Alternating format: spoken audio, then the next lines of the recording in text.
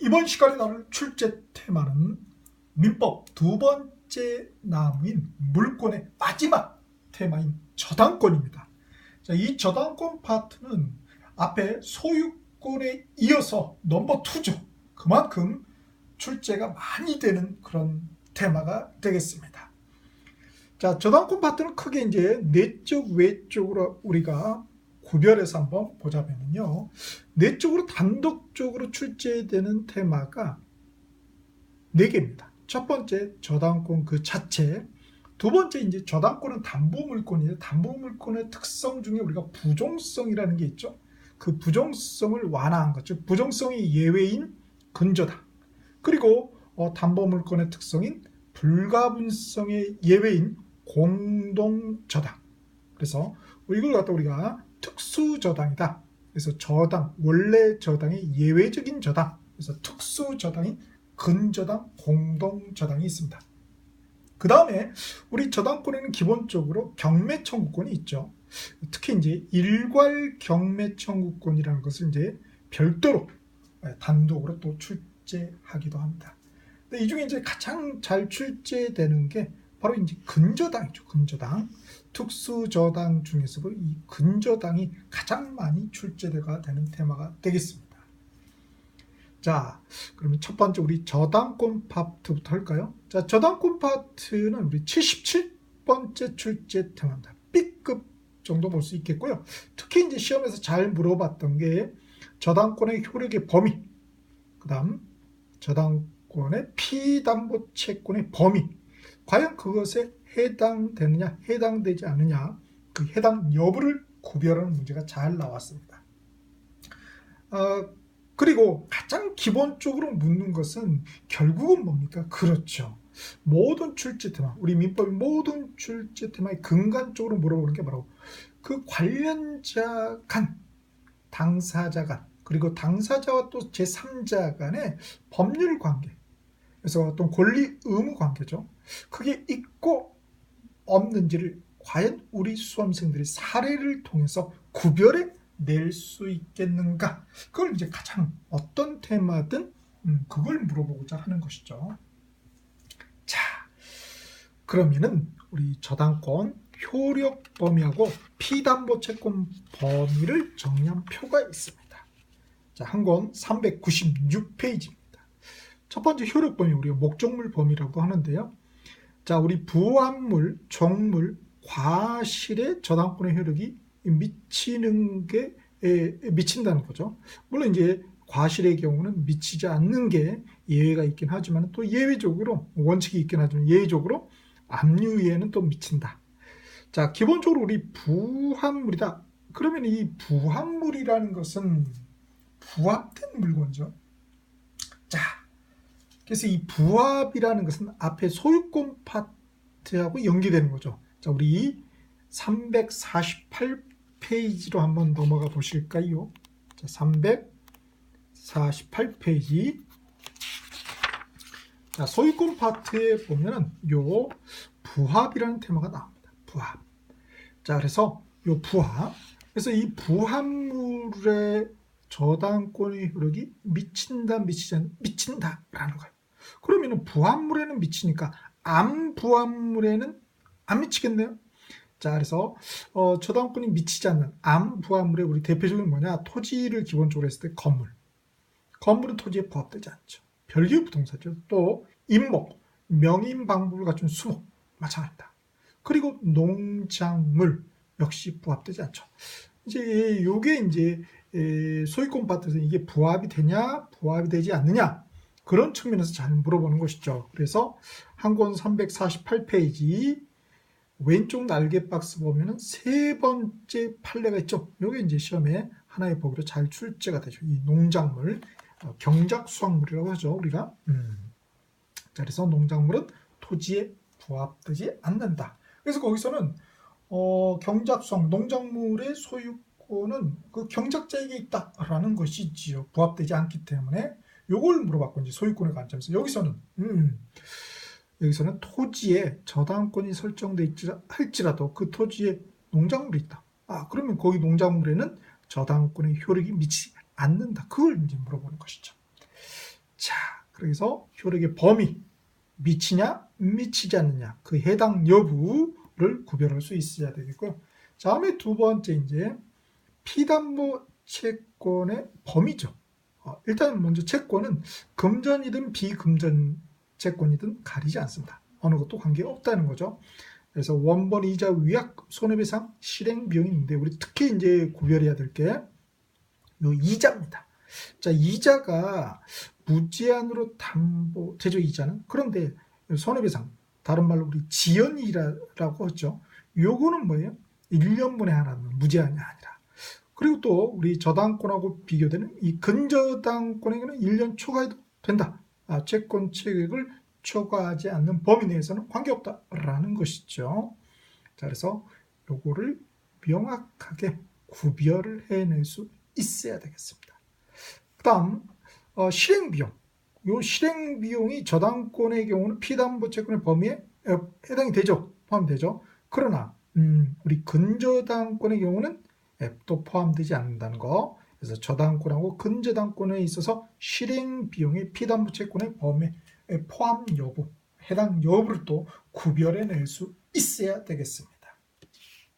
그래서 이제 우리 효력 범위는 358조, 359조에서 규정을 하고 있죠. 우리 효력 범위에서 이 저당권 설정 전후를 불문한다. 등기됐는지 안 됐는지, 미등기 관계없다는 거죠. 하여튼 종물이면 미친다라는 거. 다음에 359조 과실은 압류가 있은 후에 미친다라는 거.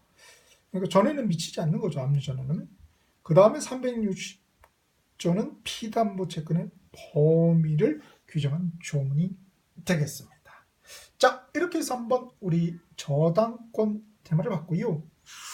자, 저당권은 그러면은 사례를 통해서 한번 또 우리 이해를 해보죠. 사례를 통해서. 자, 그래서 이렇게 한번 가져와 봤습니다. 책을 잠깐 밀고 보자. 자, 저당권을 또 사례를 통해서 이해하는 게 중요하겠습니다. 우리 가장 잊지 말아야 될 건 뭐다? 그렇죠. 저당권은 뭐다? 물권이다. 막강한 물권이라는 거. 절대적 배타 지배권이 물권이라는 걸 잊어서는 아니 되겠습니다. 자, 갑이 X 토지 소유자예요. 돈이 필요해서 을한테 돈을 빌리면서 자기 토지에 대해서 저당권을 설정해 줬습니다. 그래서 을은 저당권자가 되는 것이죠. 자, 둘이 일단 저당권 설정 행위를 하겠죠. 그리고 저당권 등기를 하게 됩니다. 그랬을 때 비로소 을은 저당권자가 되죠. 그래서 이거는 186조 이 얘기죠. 앞에. 그래서 저당권 설정행위는 우리가 처분행위다. 그중에 이제 물권행위죠. 자, 그래서 처분권이 없는 자의 처분행위는 무효죠. 처분권이 없어. 갑에게 처분권이 없습니다. 그랬을 경우에 저당권 설정행위는 무효입니다. 따라서 이 등기를 필요했다 할지라도 무효죠. 그래서 여전히 그런 경우에 소유자는 딴 사람이 되겠죠. 을이 저당권자가 되지 못합니다. 자, 그래서 이 저당권자가 만약에 이게 유효했다 이거야. 등기도 유효. 그러면은 을은 저당권자가 되는데, 자, 저당권 관점에서 한번 볼까요? 자, 저당권은 물권이니까 물권적 청구권이 있겠죠. 당연히. 그렇지만은 뭐는 없다? 점유를 수반하지 않기 때문에 반환 청구권은 없다라는 겁니다. 지역권도 마찬가지였죠. 나머지는 있지만은. 그 다음 이 저당권 이 등기가 있어야지만 저당권이 발생이 되잖아요. 애초에. 근데 불법으로 말소를 시켰어요. 누군가에 의해서 서류를 위조해서 말이죠. 자, 그랬을 경우에 과연 이 저당권이 죽느냐 이거예요. 여전히 살아있다라는 것입니다. 그래서 이 등기는 효력 발생 요건이지 존속 요건이 아니기 때문에 그렇죠. 그 다음 빚을 다 갚았어요. 그럼 등기는 아직 남아있어. 그렇다 할지라도 어떻게 됩니까? 저당권은 소멸하게 됩니다. 이게 이제 부종성이죠.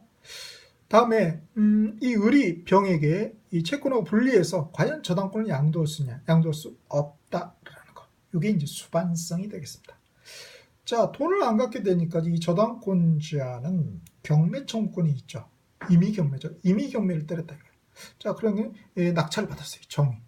자, 그랬을 때 정은 언제 매각대금을 완납했을 때 소유권을 취득하게 됩니다. 소유권이 발생이 되죠. 뭐 없이도 등기 없이도 187조 얘기를 하고 있는 것이죠. 자, 이렇게 해서 이제 저당권의 기본적인 법률 관계를 사례를 통해서 한번 봤고요. 그 다음에 이 저당권 관련해서 또 우리 연계해서 볼 게 있죠. 첫 번째가 우리 혼동 물권 총칙 파트 321페이지로 한번 가볼까요? 그래서 혼동에 예를 들어서 우리 저당권 가지고 많이 이해를 했었죠. 여기 보면은 또 저당권이 나올 겁니다. 그래서 한 권 321페이지 보면은 이 저당권을 예로 들어서 혼동을 설명을 하고 있죠.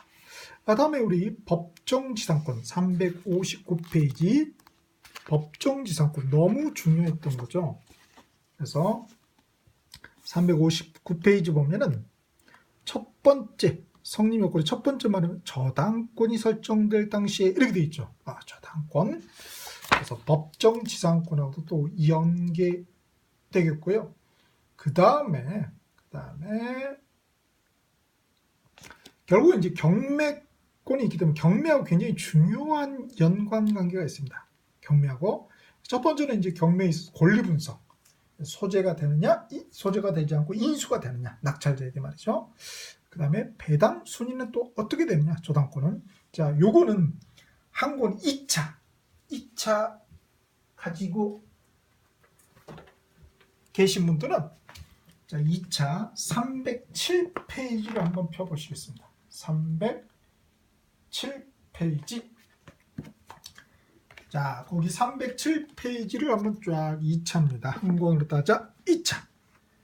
자, 307페이지를 펴보시면은 권리 분석이 나왔죠. 소재주의, 인수주의 또는 소멸주의, 인수주의 가지고 자, 그래서 무엇이 말소가 되고 무엇이 말소되지 않고 인수되는지 해서 이렇게 돼 있습니다. 그래서 요거 이제 우리 2차 경매하고 연계해서 이해를 해야 되는 것이죠. 그래서 기존의 그 2차의 요 경매 관련 공인중개사 법률중개 실무 경매 공매 그래서 그 단기학습 그 설명을 한번 강의를 한번 들어보시면 좋겠습니다. 자, 그리고 이제 배당 순위가 어떻게 되느냐 바로 밑에 보면은 배당 순위 나와 있죠. 그래서 몇 번째냐 이 저당권 같은 경우에 몇 등을 할 수 있느냐라는 것이죠. 자, 그래서 이렇게 연계가 되고 있다라는 것입니다. 그 다음에 이제 부동산 등기법하고 또 연계됐죠. 등기를 할 때 무엇을 반드시 기록해야 되고 기록하지 않아도 되는지, 그래서 필요적 기록사항하고 임의적 기록사항을 또 구별해낼 수 있어야 되겠습니다. 자, 요거는 2차 930페이지 한번 보실까요? 930페이지. 그래서 1차, 2차가 따로가 아니죠. 따로 오밥이 아니죠. 한 몸입니다. 그래서 민법에서는 저당권을 실체적으로 보고 있는 것이고요. 그 다음 등기법, 부동산 등기법에서는 절차적으로 보고 있는 것이죠. 그래서 우리가 실체법, 절차법 이런 얘기를 하는 것이죠. 자, 그래서 저당권 등기의 필요적 기록사항은 채권의 채무자입니다. 자, 그리고 근저당권 등기는 뭐예요? 채권 최고예요. 채권이라는 말 대신에 채권 최고예요. 그리고 채무자는 같이 써주고요. 하나 더 있죠. 근저당이라는 뜻 이렇게 돼 있습니다. 그래서 부동산 등기법까지 우리 연계해서 볼 수 있어야 되겠습니다. 자, 이렇게 해서 우리 저당권 파트의 첫 번째 테마인 저당권 그 자체의 중요 내용을 한번 정리해 보았습니다.